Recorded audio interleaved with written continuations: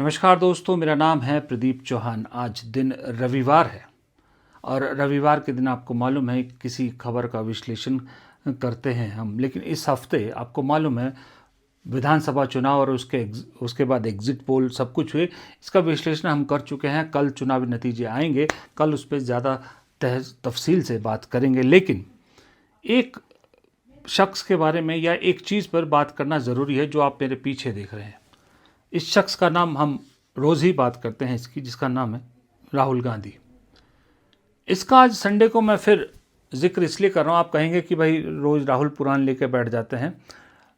राहुल पुराण नहीं है, ये एक वजह है। किसी एक बहुत सीनियर आदमी ने मुझसे एक बात कही, जो कोई पत्रकार नहीं है, कोई राजनीतिक विश्लेषक नहीं है, बहुत बड़े राइटर हैं, थिंकर हैं, लेकिन राजनीति को बहुत अच्छा समझते हैं। उन्होंने एक लाइन मुझसे कही, और ये लाइन ऐसा नहीं कि मैंने पहली बार सुनी, मैंने बहुत बार ये लाइन सुनी हुई है। लेकिन कल दिन में अचानक उन्होंने मुझसे एक बात कही थी कि चौहान साहब, जो मेरा राजनीतिक कैलकुलेशन कहता है कि वो कहते हैं कि मैं पिछले 40 साल से इस देश की राजनीति देख रहा हूँ, उस राजनीतिक कैलकुलेशन से और हाल के 5-6 महीनों की अगर मैं राजनीति ढूंढूं या छानूं, उसमें से जो निकल रहा है और इन 5 राज्यों के जो चुनाव के नतीजे मैं देख रहा हूँ, उससे छन के जो निकल रहा है वो निकल रहा है एक दौर या एक युग, यूं कहे। मैंने कहा ये दौर या युग, ये क्या बात हुई? उन्होंने कहा देखिए, हर राजनेता में, हर राजनीतिक पार्टी का एक दौर आता है। वो दौर आता है, दौर चला जाता है। एक नेहरू का दौर था, आया चला गया, वो किसी ने छीना नहीं, उनकी मृत्यु हो गई, उनका दौर खत्म हो गया। फिर दौर आया इंदिरा का, इंदिरा ने भी अपने दौर को बनाए रखा, दौर उनसे किसी ने छीना नहीं, उनकी मृत्यु हुई, उनका दौर खत्म हुआ।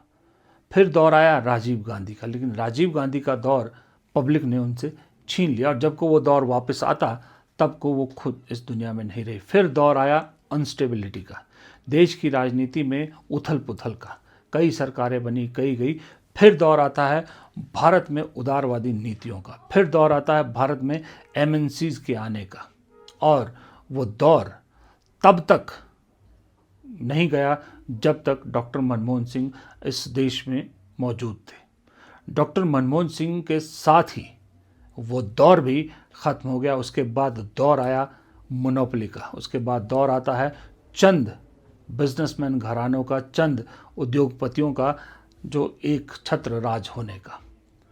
फिर इसी बीच में एक दौर आता है अटल आडवाणी का भी, जो बहुत संघर्ष के बाद जहां पहुंचना चाह रहे थे वो पहुंचा।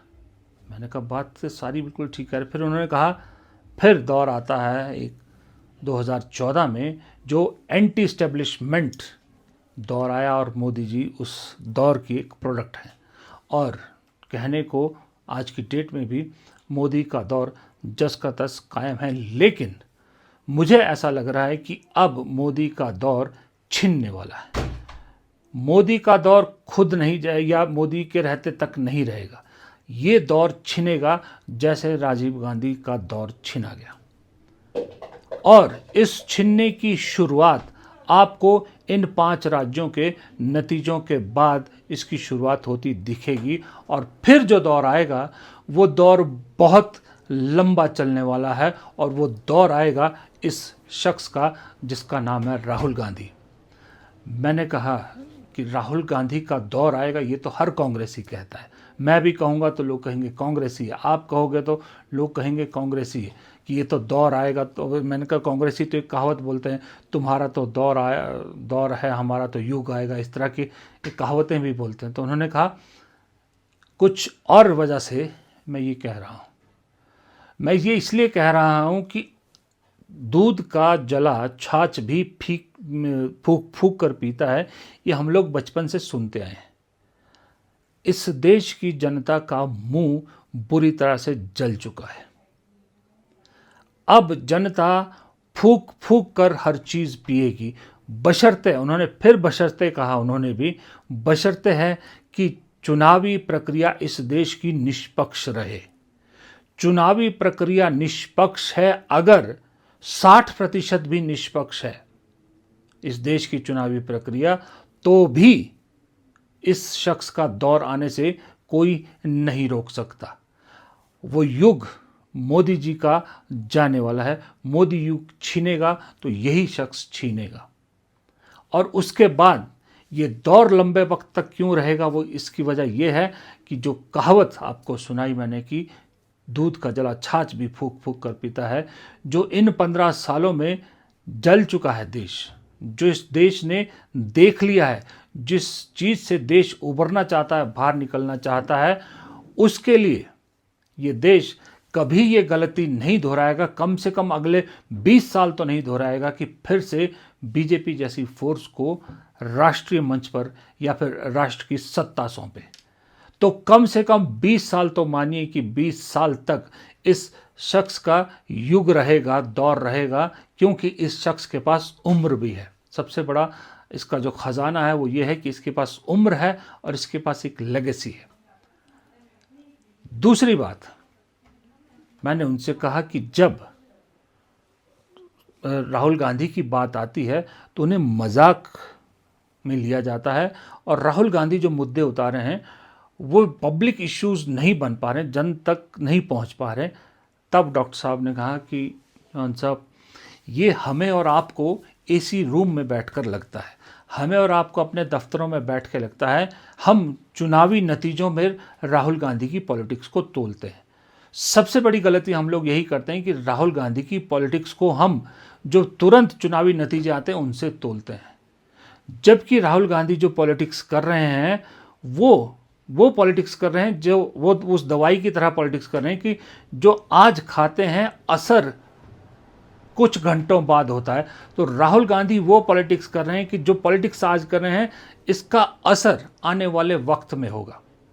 राहुल गांधी 2019 से पहले ही ये जानते थे कि जिस तरह से 2019 बीजेपी ने जीता है, 2019 के बाद, 2019 से पहले नहीं, 2019 के चुनाव के बाद ही जानते थे, समझ गए थे कि जिस तरह से 2019 बीजेपी ने जीता है, 2024 काफ़ी हद तक बीजेपी की झोली में ही जाएगा। इसलिए उन्होंने उसी वक्त से 2029 की तैयारियां शुरू कर दी थी। उनके अगर आप तब की इश्यूज उठा के देखो तो वो सारे इश्यूज वो जानते थे कि 2029 में कामयाब होंगे, चाहे वो अडानी का मुद्दा हो, चाहे वो राफेल का मुद्दा हो, चाहे वो जातिगत जनगणना का मुद्दा हो, चाहे इस तरह के जितने मुद्दे, सोशल जस्टिस के मुद्दे हो, वो 2024 में नहीं बन रहे, क्योंकि ये इश्यूज ऐसे हैं जो वक्त लंबा लेते हैं अपनी ज़मीन पकड़ने में। तो 2029 की तैयारी वो तब करते। इसी तरह से आज जो राहुल गांधी कह रहे हैं वो सब आने वाले वक्त की बातें हैं।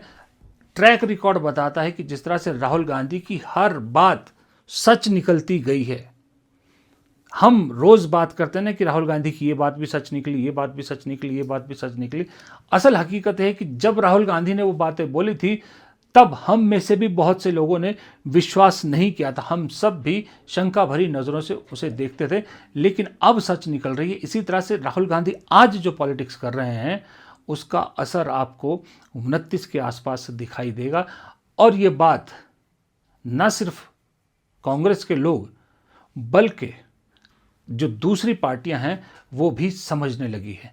इसीलिए डेस्परेशन आपको बीजेपी में अब ज़्यादा दिखाई देता है, इसीलिए आपको डेस्परेशन मोदी जी में ज़्यादा दिखाई देता है, इसीलिए आपको मोदी जी राहुल गांधी की नकल करते दिखाई देते हैं, इसीलिए आपको बंगाल जैसे चुनाव में पूरी सरकार जो है वो दिखती है, इसलिए आपको प्रधानमंत्री मोदी के मुंह से लगातार कांग्रेस कांग्रेस कांग्रेस सुनाई देता है। इसीलिए आपको इस तरह के सरकार कदम उठाते दिखती है, जहां हैरानी होती है कि जब पूरे देश की पब्लिक को प्रधानमंत्री ने खुद कहा था कि महिला आरक्षण विधेयक पास हो चुका है 2023 में, 2026 में उसी विधेयक को फेल बता रही है कि कांग्रेस ने पास नहीं होने दिया, तो जनता को कंफ्यूजन में तो खुद मोदी जी डाल रहे हैं।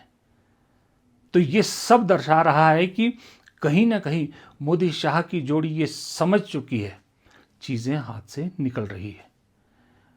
चीज़ें विद इन बीजेपी भी बहुत गड़बड़ है। बीजेपी में जो दरारें अब तक छुपी हुई थी ना, वो दरारें धीरे धीरे दिखने लगी हैं, जो बहुत मेरे ख्याल 5-6 साल या 8 साल से एक बात कही जा रही है ना कि कांग्रेस युक्त बीजेपी, जिसे हल्के में ले लिया जाता था, वो कांग्रेस युक्त बीजेपी बनाम बीजेपी, ओरिजिनल बीजेपी, हर राज्य में बीजेपी के अंदर ये चीज़ घर कर रही है और ये चीज़ दरार में बदलती जा रही है, जो बड़ी होती जा रही है दिन पर दिन। ये आपको अलग बात है कि बीजेपी में इतना डिसिप्लिन या खौफ, जो मर्जी आप कह लीजिए, वो है कि ये चीज़ें बाहर सुनाई नहीं देती, दिखाई नहीं देती, क्योंकि मीडिया में हिम्मत नहीं है। लेकिन असल हकीकत ये है कि जब इनकी बैठकें होती है या अंदर आप देखिए, तो जो कांग्रेस से आए नेता हैं वो एक अलग गुट है, जो ओरिजिनल बीजेपी के हैं वो एक अलग गुट है। दुविधा या प्रॉब्लम तब आ जाती है जब ये कांग्रेस या दूसरी पार्टियों से आए नेताओं को तवज्जो ज़्यादा मिलती है, तब जो ओरिजिनल बीजेपी है उसे तकलीफ होती है। और दूसरी बात, संघ को भी ये बहुत तकलीफ अब हो रही है कि लगातार संघ की जो पकड़ थी या संघ का जो स्टेचर था उसको कमतर किया जा रहा है। हाल ही में राम माधव ने जिस तरह से जो अमेरिका में कहा, बातें सच कही उन्होंने, सब जानते हैं उन्होंने कुछ गलत नहीं बोला, लेकिन उन्हें मजबूर किया गया जिस तरह से माफ़ी मांगने के लिए, वो संघ के बहुत से लोगों को अच्छा नहीं लगा। संघ के बहुत से लोगों को लगा कि ये राम माधव का नहीं, संघ का अपमान है, क्योंकि राम माधव ने कोई गलत बात या कोई झूठी बात नहीं की थी। क्या प्रधानमंत्री ने कभी इस चीज़ को डिनाई किया है कि अमेरिका ने जो ट्रेड डील बोली वो हमने नहीं की? क्या सर मोदी जी ने कभी ये डिनाई किया कि अमेरिका के कहने पर हमने रशिया से तेल खरीदना बंद किया? क्या ये सच नहीं है कि अमेरिका और इजराइल के साथ भारत के जिस तरह का खड़े होना, स्टैंड लिया इस ईरान के खिलाफ युद्ध में, वो नहीं होना चाहिए था? जब ये सारी चीज़ें प्रधानमंत्री खुद एक्सेप्ट कर रहे हैं एक तरह से, इनको डिनाई ना करके, तो राम माधव कैसे झूठे हुए?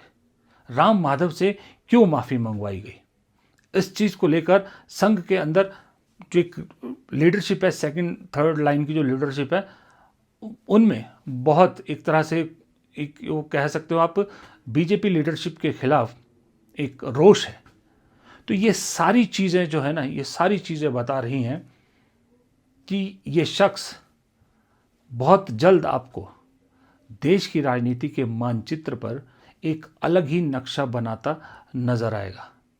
और ये तो मैं भी मानता हूँ, ये मैं भी कई वीडियो में आपको बोल चुका हूँ कि मैं ये मानता हूँ कि इस शख्स से मुलाकात करने के बाद मेरी एक राय बनी है इस राहुल गांधी के बारे में, बड़ी स्ट्रांग राय, कि जो इनके थॉट हैं, जो इनकी सोच है, या तो ये राहुल गांधी जब प्रधानमंत्री बनेंगे तो इस देश के इतिहास के सबसे वर्स्ट, सबसे बेकार प्राइम मिनिस्टर बनेंगे, या फिर ये सबसे बेहतरीन प्राइम मिनिस्टर बनेंगे, क्योंकि बीच वाला ऑप्शन इनके पास है ही नहीं। क्योंकि इनके जो थॉट्स हैं, इनके जो विचार हैं, वो इतने आगे के हैं कि अगर ये उनमें कामयाब हो गए, उन विचारों को लागू करने में, अपनी सोच को लागू करने में, तो ये देश कहीं का कहीं पहुंच जाएगा और ये स्वर्णिम अक्षरों में राहुल गांधी का नाम लिखा जाएगा। लेकिन अगर ये उस चीज़ में कामयाब नहीं हुए तो ये खुद फ्रस्ट्रेट हो जाएंगे, और जब फ्रस्ट्रेट होंगे तो इस देश के सबसे वर्स्ट प्राइम मिनिस्टर साबित होंगे राहुल गांधी। ये तो मेरी भी कट्टर सोच है, मेरी भी पक्की सोच है। बीच का रास्ता राहुल गांधी नहीं अपनाते। राहुल गांधी अगर बीच का रास्ता अपनाते होते तो शायद आज कांग्रेस सत्ता में भी हो सकती थी, या कांग्रेस में बहुत कुछ चीज़ें दूसरी होती, लेकिन इन्होंने बीच का रास्ता छोड़ दिया, सीधा प्रधानमंत्री पर निशाना, सीधा टॉप लीडरशिप पर निशाना, सीधा प्रधानमंत्री के दोस्तों पर निशाना। हिम्मत की बात चाहिए होती है। एक सरकार के खिलाफ, एक पूरे तंत्र के खिलाफ आप अकेले लड़ रहे हो, वो भी तब जब जानते हो कि मेरे पीछे कोई भी नहीं है। मेरे पीछे अगर खड़ी हैं तो वो 2 महिलाएं हैं, जिसमें एक मेरी माँ है, जिसमें एक मेरी बहन है। लेकिन बहन की भी प्रॉब्लम ये है कि बहन को अगर मैं ज़्यादा इस मामले में घसीटता हूँ या बीच मामले में डालता हूँ तो बहन का के जो हस्बैंड है, जो पति हैं, वो ख़तरे में आ जाते हैं। उसके बावजूद ये शख्स अगर लगातार एक ही लाइन पर और एक ही विचारधारा पर कायम रहता और एक ही जो है वो ट्रैक पे कायम रहता है, तो कुछ तो दम है इस शख्स में, तभी तो ये कहता है कि मेरा नाम राहुल गांधी है, सावरकर नहीं है। नमस्कार।